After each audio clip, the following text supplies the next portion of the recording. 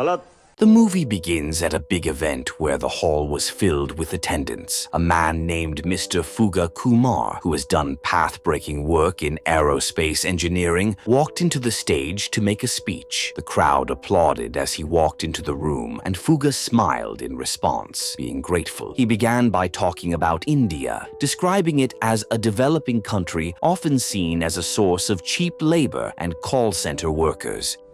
ऐसा छोटा मोटा काम होता है ना. He pointed out the common stereotypes about India, but then challenged them by mentioning that many big companies, like PepsiCo and MasterCard, are led by Indians. He even noted that the CEO of Google is also Indian, asking people to think about these achievements. He mentioned how Columbus set out to find India, but discovered America instead, showing India's importance in history. With some humor, he said Indians invented the zero, but forgot how to count afterward. He explained that Fuga means balloon. He shared that his father, who once sold balloons on the street, was now sitting among important people in the audience. हमारे पिताजी गुब्बारा बेचते थे.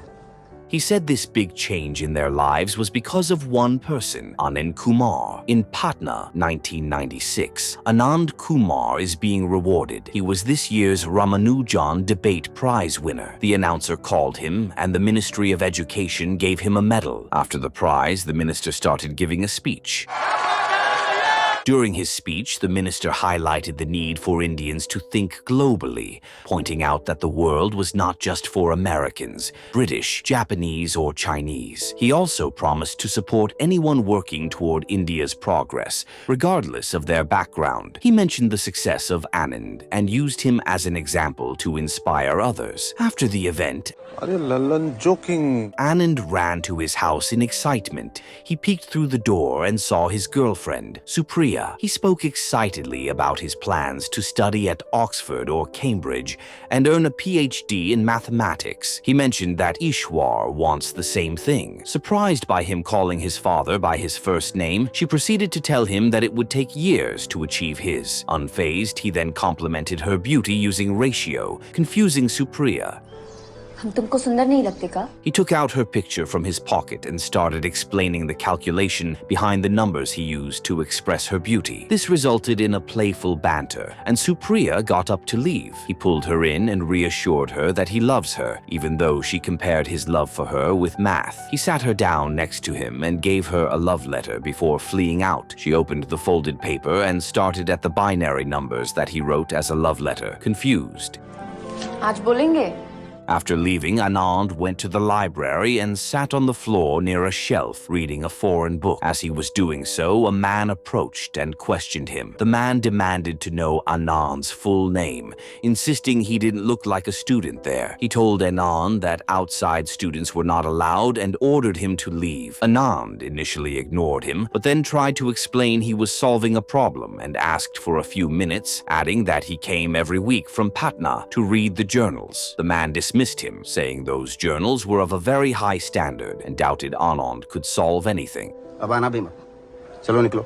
Despite Anand's argument that everyone has a right to education, the man grew angrier, accused him of arguing, and insisted he leave immediately. As Anand was being escorted out by a guard, the guard mentioned that if he wanted to read those journals, he could write and publish an article in one. Doing so would grant him a lifetime subscription. After this, Anand immersed himself in calculations, trying to solve a problem no one had managed to solve before. Using an old school building as his workspace, he worked relentlessly until he found a solution. Finally, he managed to do so and ran in excitement. He then went to his brother and asked for money, which he happily gave him after asking if he had solved the problem.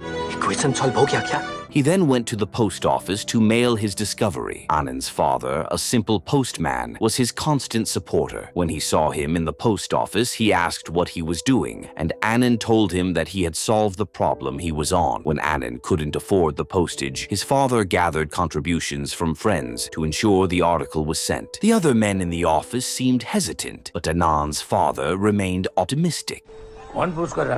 He believed that if the article was published, Anand would gain recognition. However, others dismissed the idea, claiming that it would only help the West take India's best talent. They argued that much of modern knowledge was already stolen from India's ancient religious texts. Anand's father countered, explaining that knowledge grows when it is shared, but loses value when it is hoarded.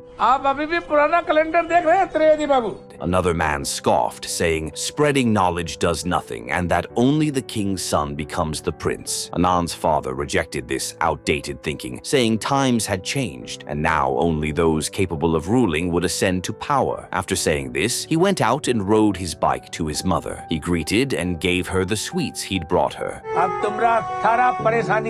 Later that night, Anand's father gave Anand a head massage and asked if he has a girlfriend. When Anand remained silent, he told him he shouldn't hold his urges back and he should be free. One day, Anand's father rode his bike, passing by a group of people who were celebrating a holiday. When he reached home, he called for his wife with excitement. His wife went out, asking what was happening. He asked what she was cooking and gave her money to make sweets. He then shared the exciting news. Anand had been offered admission to Cambridge University, and there were no entrance tests required. The article Anand had written had reached England, and a professor there was so impressed that this once unthinkable opportunity became a reality. Anand heard this from the roof, unable to believe what he was hearing. He then squatted on the ground, letting his achievements sink in. He had only hoped to publish his work so he could use the library, but now he stood at the threshold of a life-changing journey. After this big success, he decided to share it and return to the library where it all began.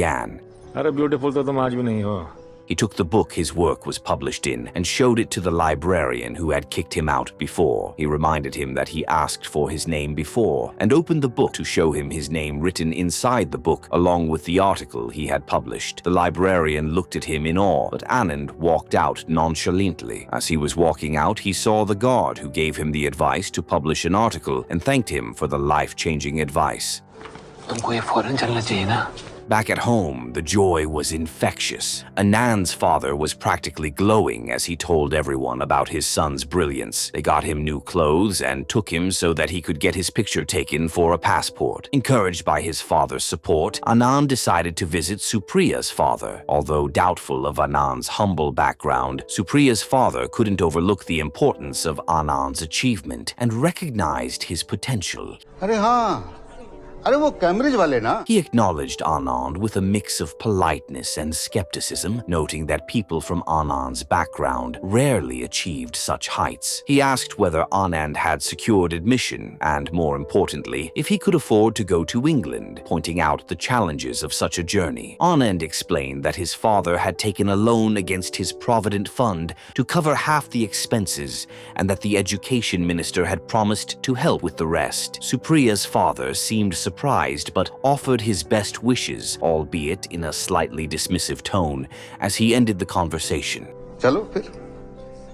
All the best. The next day, Anand and his father went to see the education minister, hoping to secure his promised financial support. Anand politely reminded the minister of his earlier visit to the college and the time he rewarded Anand. Back then, the minister had praised his achievements and offered help.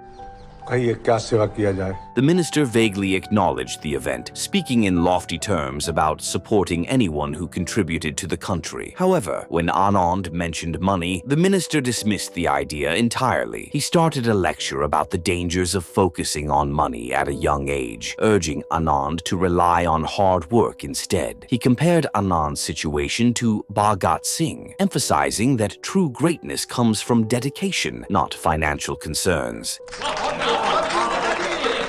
Anand tried to clarify, explaining that he had secured admission to Cambridge and needed financial support to go. The minister appeared impressed but quickly became distracted, listing a string of places Anand could visit, from Cambridge to various countries and cities around the world. In the end, the minister offered vague encouragement, urging Anand to remember his homeland, and dismissed him with empty well wishes. When Anand attempted to continue the conversation, The minister abruptly ended the meeting, leaving him and his father frustrated and without the promised support. Anand and his father returned home. Anand was sad by what had unfolded during their trip back, and his father tried to get his hopes up by telling him that they would find a way and he would go to England. What followed was a relentless effort. Anand's father sold his wife's jewelry, tried to secure loans from banks, मकान तो आपके नाम पर है? and even sought help from friends, but no solution seemed within reach. They couldn't take loans using their house because it was not in their name. Every attempt seems to wear them out as they can't achieve what they wanted. One day, the family sat together, Anand's mother cooking dinner for them. Suddenly, Anand's father collapsed. Anand quickly picked him up and ran outside. He and his brother hopped on their bike and rode in the rain to reach the hospital. Suddenly, the chain to their bike broke and the bike came to an abrupt stop. Because of this, they couldn't save their father. This broke Anand. He couldn't even go to Cambridge and started living devastatedly while helping his family. He even told Supriya to move on and marry someone else, feeling he could no longer provide a future for her. He asked her to forget him, but she cried as she heard this.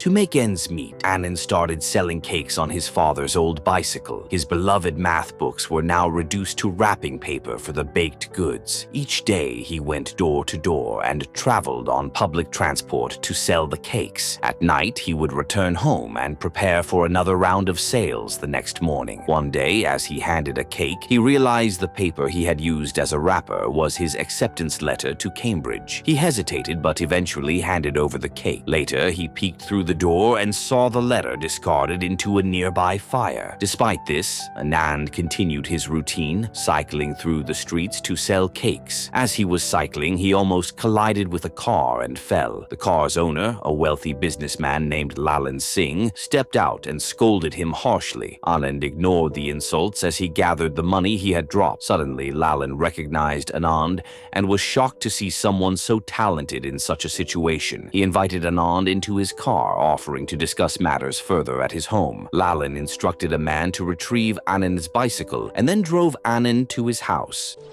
God medalist hai hum bhi bhai. Inside, Anand noticed a framed picture on the wall, which Lalan explained was of IIT, India's prestigious Indian Institute of Technology. Lalan spoke about the fierce competition, with only one applicant out of every 100,000 gaining admission. He described the booming coaching business in cities like Kota and Gujarat, where wealthy families paid vast sums to secure their children's futures. Lalan revealed he had started his own coaching center in Patna, called the Excellence Coaching Center, and offered Anand a position. He compared Anand to Dronakarya from the Mahabharata, a teacher grooming the next generation of princes and warriors. To seal the deal, Lalan handed Anand a large amount of cash, offering him a stable job. After some hesitation, Anand reluctantly agreed to join the coaching center. Lalan introduced Anand to a class full of students and left him to start his first lesson. It was announced that Anand will start teaching there, and admission to the college doubled. ऐसा star बनाएंगे आनंद को कि दुनिया देखेगा. Lalan shared this news with Anand happily. Lalan told him he needed a vehicle of his own, and Anand got a motor. Students flocked to the center, drawn by Anand's innovative methods and clear explanations. The institute's reputation soared, and with it, its fees. Lalan's business flourished, and Anand became an indispensable part of its success. Anand's financial situation had turned around completely. With his new earnings, he even hired a housekeeper to give his mother a much-needed rest. His newfound success gave him the confidence to pursue a deeper relationship with Supriya. However, as his income grew and his reputation as a star teacher at the learning center flourished, Anand began to lose touch with his humble roots. His fame started to cloud his judgment, and he began forgetting the struggles that had once shaped him. When he saw a kid who couldn't afford an admission fee, he harshly dismissed him, saying that there is no such thing.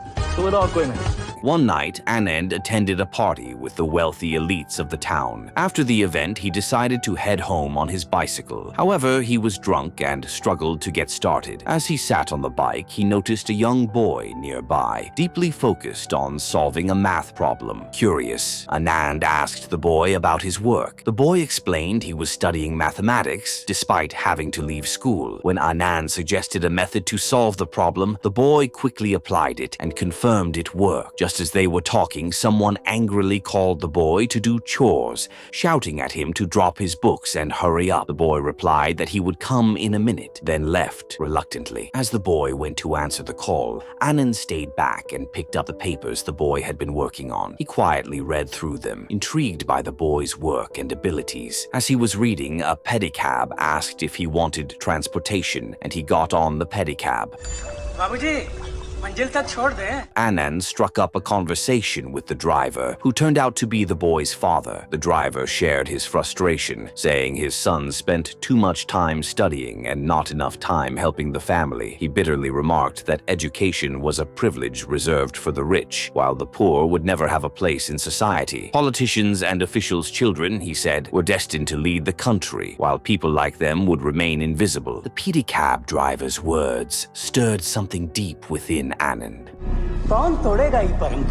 Memories of his late father's sacrifices flooded back, his struggles to fund Anand's education, his determination to give his son a chance, and ultimately his untimely death. Anand remembered the hardships he endured to study in a library as a poor boy and the promise his father had instilled in him. Success wasn't just for the wealthy. He remembered the time he had rejected the young boy because he couldn't afford to pay. Determined to honor his father's legacy, Anand made a bold decision. He printed flyers inviting underprivileged children to study with him for free to prepare for admission to IIT. His brother asked why he was doing it, as everything was going well and the family was doing well, but Anand ignored his comment. This news reached Lalan. To fund this dream, Anand sold his expensive watch, motorcycle, and jewelry to open his school. His brother was against this idea, but there was no changing of Anand's mind.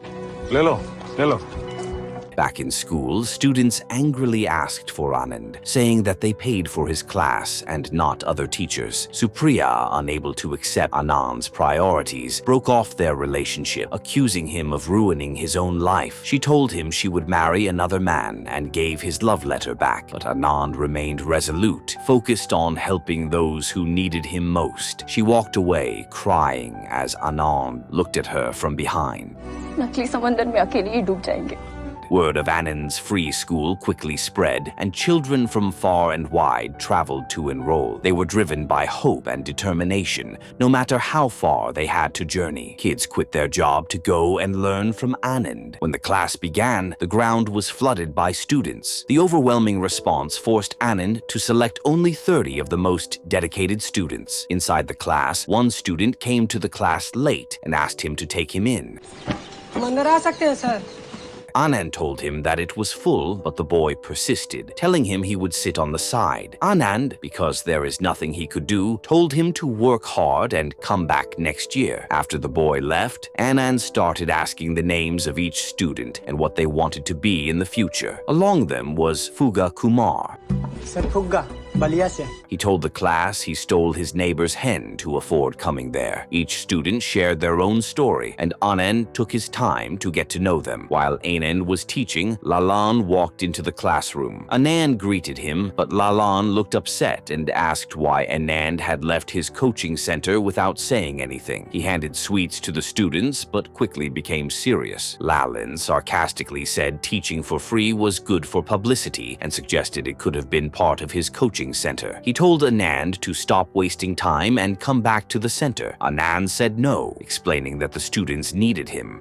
अब हम नहीं आएंगे ललन जी। Lalan argued that Anand's savings must be running out, but Anand replied he would manage. Lalan continued, mentioning that Anand's effort would fail and harm the students as well. He offered to double Anand's salary and said a good teacher like him should work with rich students. He even suggested finding someone else to teach the kids, but Anand refused. Anand said everyone deserved a good education, not just the rich. Lalan laughed and said weak students couldn't compete with the best. Anand disagreed and said he would prove that even the weakest could succeed with the right support. Lalan warned Anand that his plan wouldn't work and most of the kids would still end up poor, then walked away. घर घर जाइए ललन जी। Later that night, Anand contemplated what Laylan said while sitting with his brother. He then abruptly got up and went to the place where the students were staying. When he got there, he found the students dejected and unmotivated. He started telling them that they can't give up to empty threats and they can't give up now. किस बात का डर है तुमको? He gave them advice on how to be strong and motivated them to change their lives for the better. He addressed each of them by their dream of what they wanted to become, and it worked. Each of them made a promise to keep going. Lalan faced problems from parents asking when Anand would be back. Lalan tried to play it down, saying that he will eventually be back, but the parents were determined not to go without an answer. They threatened him, saying that their children will leave his center if Anand doesn't come. 10 lakh रुपए लिए हैं आप। One day, Alan called his students and told them to shake hands with each other. After they did, he asked how many handshakes happened. The students didn't give the right answer, and he reminded them that they don't have much time before the exam, so they should improve. He then received a call and went to talk to the person calling him. It was an officer. In desperation, Lalan resorted to underhanded tactics and asked the police to threaten Anand and demand he shut down the school, जड़ से मिटा दो। accusing him of disrupting the market. Anand stood his ground, calmly refusing to pay or close the school. Anand's brother got angry and threatened the officer, but Anand calmed him down, telling him to ignore the call. Anand's teaching style was unlike any other. He encouraged his students to use the world around them as their classroom. Instead of relying solely on textbooks, he turned everyday objects into tools for learning, calculating the speed of a ball, analyzing the movement of a train, and solving equations inspired by real-life scenarios. His goal was to spark their creativity and help them understand concepts rather than memorize facts. Soon, the students started excelling at their lessons. Lalan was still trying to ruin Anand. One day, he and his associates tried to sabotage the school by cutting off its electricity. But instead of panicking, Anand turned the situation into a challenge for his students. He encouraged them to find their own solutions, teaching them to be resourceful. Despite their limited resources, the students worked together to fix the power. After this incident, a woman started screaming, saying that Anand ruined her life. The villagers gathered around her, including Anand. He then approached and asked what Anand did to her. The man next to her tried to tell her the man talking to her was Anand, but she didn't hear, and everyone realized that they were lying. He made fun of them for their failed attempt. बहन एक बात बताएंगी? And he went back to class to resume teaching. As time went by, Anand's savings were used up. He could not afford new books, and he couldn't get any new materials. Meanwhile, the students came up with their own solution. They made a projector from the materials they have and started studying together by sharing the books they have. This made Anand happy, and he smiled in satisfaction. But this was not the end of their problem. With the school not generating any profit, Anand couldn't even afford food. He went to the bank, but there was no collateral to secure loans. Anand was left with no choice but to approach Lalan for help. Swallowing his pride, he requested financial assistance to feed his students. Lalan made fun of him for coming to him and reminded him how he walked away from him. However, Lalan saw this as an opportunity for a wager. He proposed a competition. If one of Anand's students could outperform Lalan's best student, he would sponsor meals for Anand's school for 3 months. If Anand's student lost, the free school would have to close, and Anand would return to teaching at Lalan's institute. Reluctantly, Anand agreed.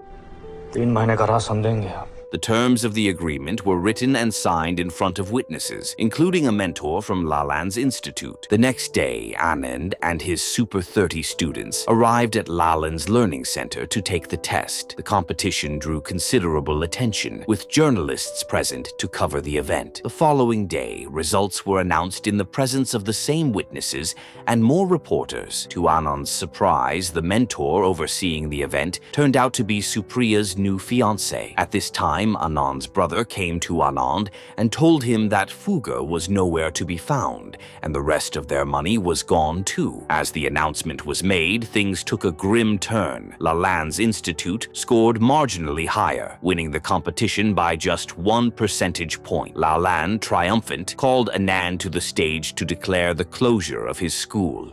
Excellence centre join कर रहे हैं। Anand stepped up, burdened by disappointment, while his students looked on with somber faces. But just as he began to speak, a reporter interrupted, questioning whether such an agreement truly existed. Lalan, confident, called on the mentor to present the signed document. However, the letter was missing. It was revealed that Supriya had taken the document and exposed Lalan's manipulations to the press. Her unexpected support allowed Anand to declare that his school would remain open. Determined to uplift his students, Anand conducted a candid evaluation of the competition. His students admitted they had struggled to focus during the test. Intimidated by the well-dressed and affluent children they were seated alongside, their feelings of inferiority and the cultural gap between them had paralyzed their confidence. Some even speculated that Fuga, the missing student, had fled out of hopelessness.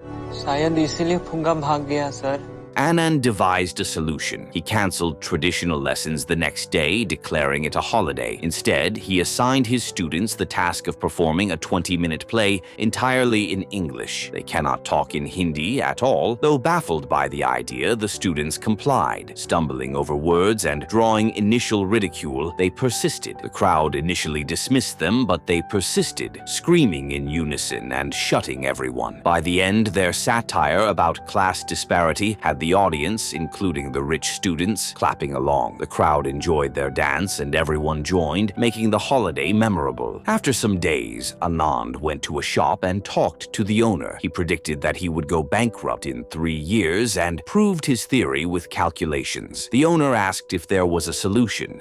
इलाज भी बताते जाइए ना।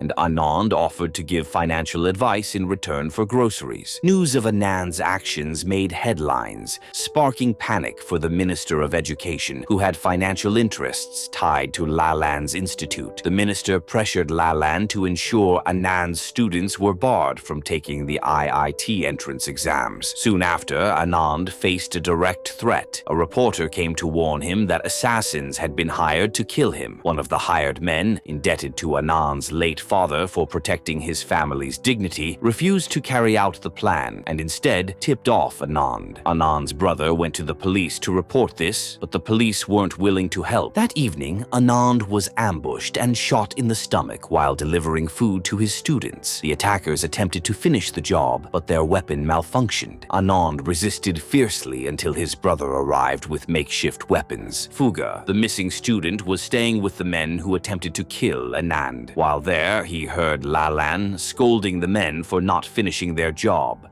तुम गोली मारी और तुमको पता नहीं है। Meanwhile, Anand's condition was getting worse because he couldn't get immediate help. Everyone collaborated to convince the doctor to help him first, and he was taken to a surgery room. Fuga returned just in time with a renewed determination to fight for his teacher and peers. Together, the students used their resourcefulness and lessons from Anand to fend off the attackers. They used the lessons they learned in class and managed to be victorious. Despite the chaos, Anand and his students arrived at the IIT exam center, weary but prepared. As they awaited the results, Anand encouraged them to reflect on their journey, the sacrifices their families had made, and the struggles they had overcome to pursue a better future. When the results were finally posted, it was revealed that all 30 of Anand's students had secured admission to IIT. सबका हो गया। The students gathered around him and all laughed in joy. The achievement was groundbreaking. Anand's efforts not only transformed the lives of 30 students, but also inspired countless others. Time magazine recognized Super 30 as one of the best schools in Asia, and even President Obama's envoy hailed it as a model of innovation. To this day, Anand continues to teach in the same building where his journey began, refusing government aid and holding firmly to his principles. He has faced threats and challenges, but his mission remains clear: to prove that education is not a privilege reserved for the wealthy, but a right for everyone. In the present, Fuga finished his speech by being grateful for Anand and for the lives he changed throughout. Anand Kumar's journey shows how determination and selflessness can break the barriers of poverty. With his Super 30 students, he proved that education is the greatest equalizer, turning underprivileged children like Fuga into shining examples of resilience and success. I hope you liked the movie and got a lesson from it.